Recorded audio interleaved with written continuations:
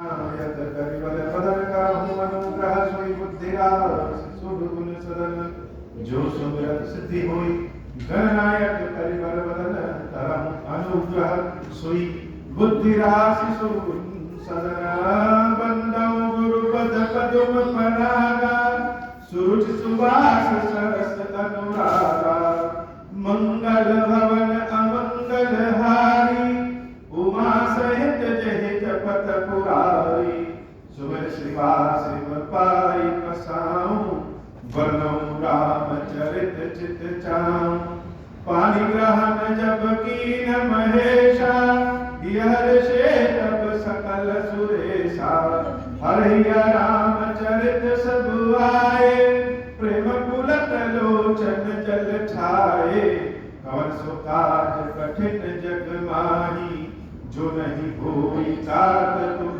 पाही राम काज लगी तब अवतारा सुनतहि भयऊ परतारा।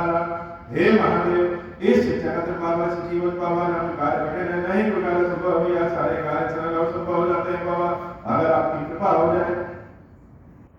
जय जय गिरिवर राज किशोरी जय महेश मुख चंद्र चकोरी। आज मंगलवार है और देवी के मंगला स्वरूप का दर्शन और साथ ही साथ आज चतुर्दशी क्षमा करिएगा त्रयोदशी भी है। त्रयोदशी अर्थात प्रदोष तिथि, तो आज दिन भी देवी का और प्रदोष तिथि भी भगवान शंकर और देवी पार्वती दोनों का। प्रदोष में कहते हैं कि प्रदोष में कहते हैं, मानते भी हैं ऐसा कि देवी पार्वती सिंहासन पे विराजमान होती है और भगवान शंकर मृदंग बजाते हैं, नृत्य करते हैं। स्वयं भगवान विष्णु ढोलक पे थाप देते हैं और सारे देवता मिल करके भगवान शंकर के साथ नृत्य करते हैं, देवी की सेवा पूजा में स्वयं को समर्पित करते हैं। देवी पार्वती का अद्भुत स्वरूप है, सदैव मंगल करने वाला स्वरूप है और स्वयं मंगल करती हैं, इसलिए उनके पुत्र भी मंगल करने वाले ही माने गए हैं। देवी की कृपा की बात अगर हम करें, उनकी कृपा को याद करें तो जुबान स्वर लड़खड़ाने लगते हैं, क्योंकि असीमित कृपा है पार्वती मैया की और उसको अपने मुख से निकालने की क्षमता भी हमारे पास। श्री रामचरितमानस में, राम कथा में माता सीता जब प्रभु श्री राम के प्रेम में पड़ जाती है और कोई उपाय उनको नहीं दिखता है, तो उनको जगत जननी भवानी पार्वती की याद आती है। माता पार्वती के समक्ष, माता पार्वती के मंदिर में जाकर के जब सीता मैया प्रार्थना करती हैं, वह प्रार्थना कितना भाव विभोर करने वाला है, यह हम बता तो नहीं सकते, समझ सकते हैं, समझा नहीं सकते। जय जय गिरिवर राज किशोरी। सीता मैया के हृदय से, मुख से पार्वती मैया के लिए जो प्रार्थना निकली, जो प्रशंसा निकली, वो प्रशंसा कितनी बढ़िया है कि सबसे पहले किसकी जय है? गिरिवर राज किशोरी, हिमालय की पुत्री जो है, जो सदैव किशोर अवस्था में ही रहती है, ऐसी तेजमयी। अब जो जय है वह जय स्वयं भगवान शंकर के स्वरूप, शिव जी को ही जय कहते हैं, अजय कहते हैं। तो गिरिवर राज किशोरी, गिरिवर, इसका अर्थ अगर आप देखेंगे तो बड़ा विस्तृत है। वो समझो गिरिवर का मतलब हो गया जो पहाड़ों के राजा हिमालय है, उनकी किशोरी, उनकी पुत्री। लेकिन आप इसको जब सूक्ष्म रूप से देखेंगे तो आप पाएंगे कि गिरिवर राज किशोरी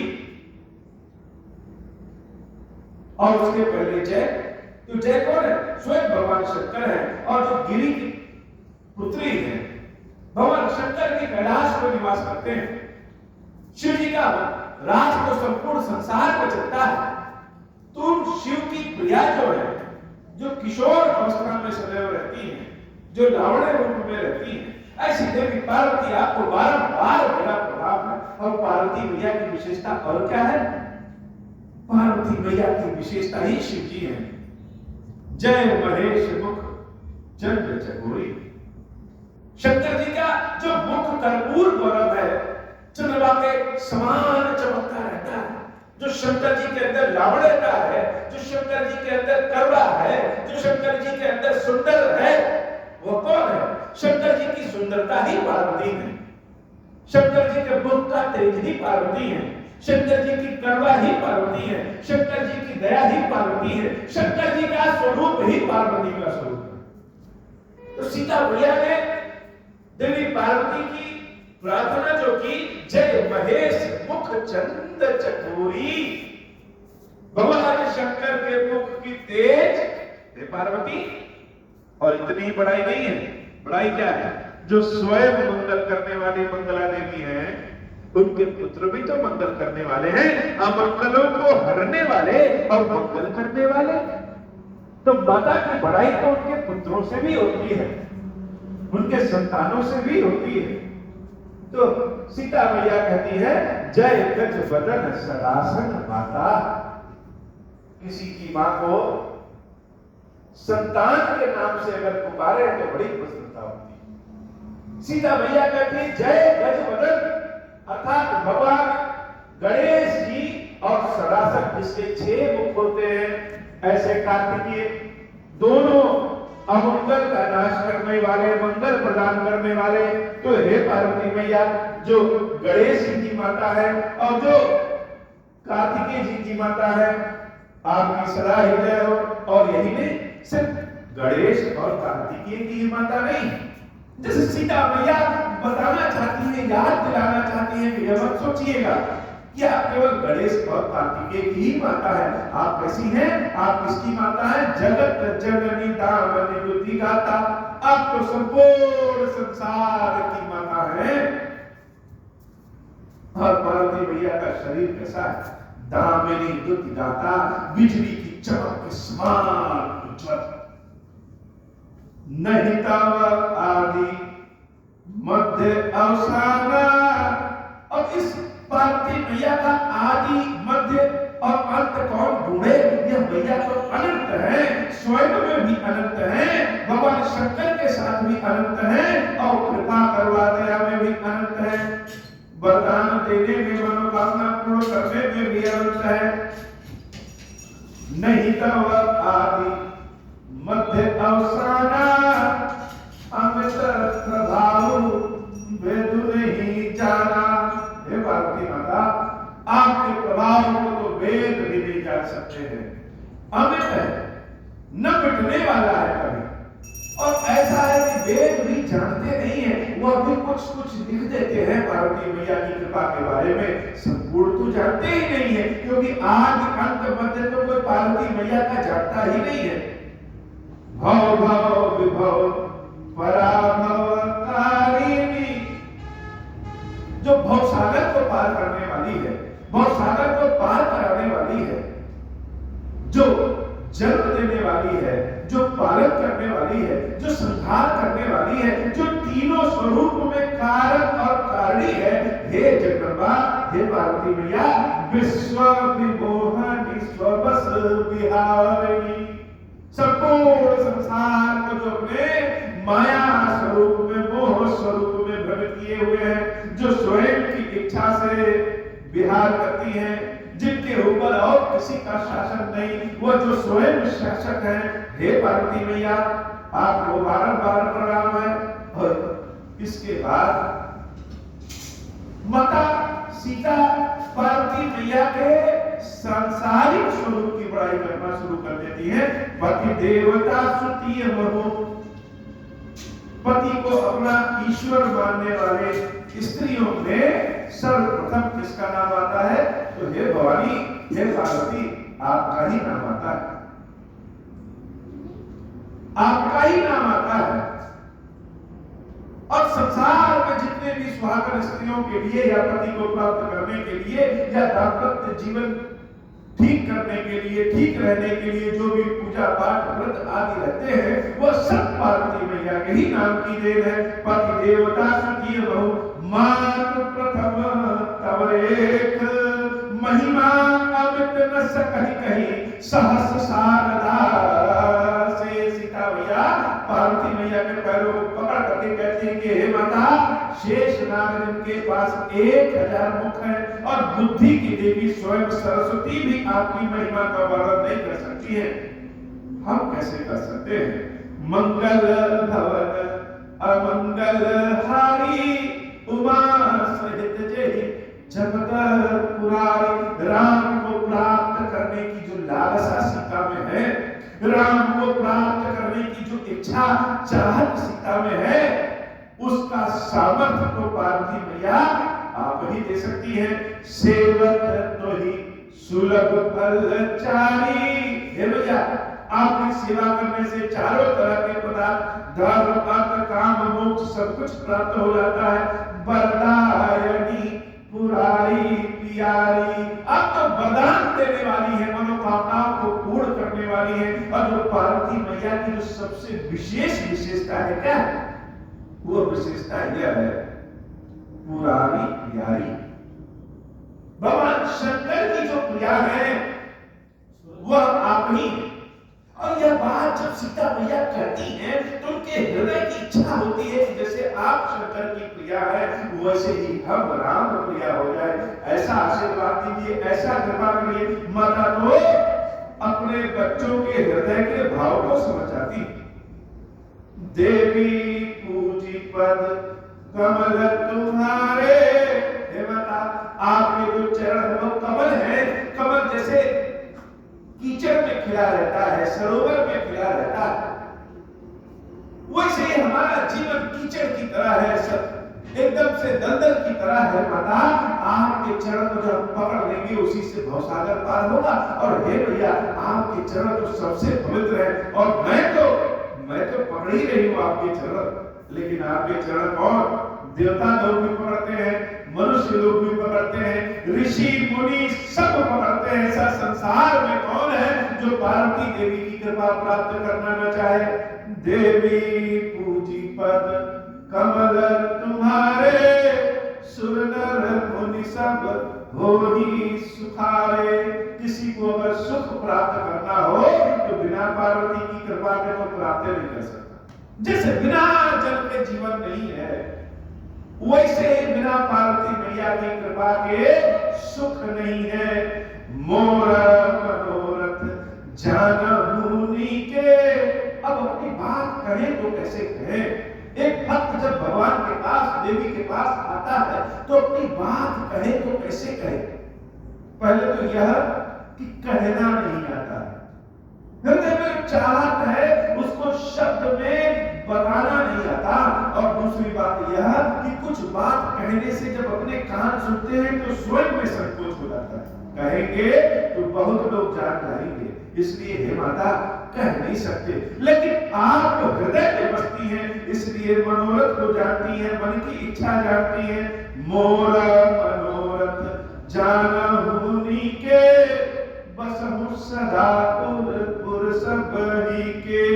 कीन्हे प्रगट न कारण तो ही, अस कहि चरण गए देही।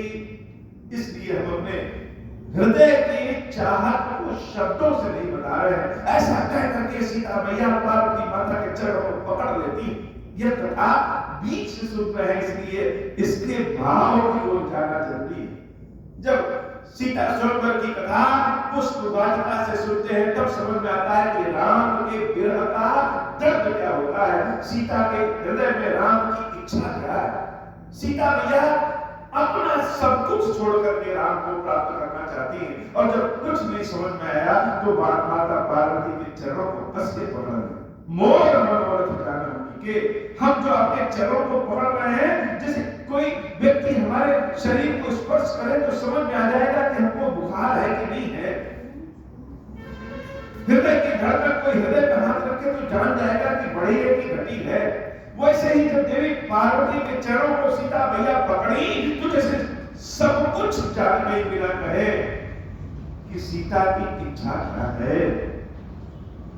और जब सीता मैया पार्वती मैया के चरणों को पकड़ लेती है तो उनके प्रेम की उष्मा से जो विग्रह स्वरूप में पार्वती है वह जागृत स्वरूप में हो जाती है। विनय प्रेम बस भई भवानी, खसी माल मूर्ति मुस्कानी।